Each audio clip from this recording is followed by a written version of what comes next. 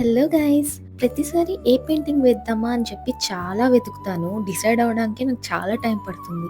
కానీ ఈ పెయింటింగ్ మాత్రం నన్నే వెతుక్కుంటూ వచ్చినట్టు అనిపించింది. ఇన్‌స్టాలో అలా స్క్రోల్ చేస్తూ ఉంటే ఈ పెయింటింగ్ కనిపించింది. చూడగానే రీక్రియేట్ చేయాలని డిసైడ్ అయిపోయా.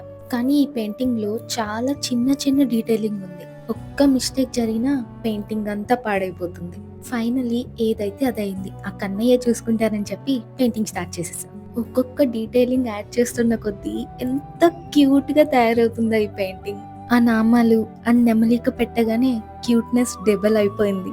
నేను ఇన్‌స్టాలో చూసిన పెయింటింగ్‌ని కొంచెం మోడిఫికేషన్ చేసి వేశానిక్కడ. బ్యాక్‌గ్రౌండ్ కలర్‌ని అండ్ కింద నేను గ్రాస్ డీటెయిలింగ్ ఇచ్చాను.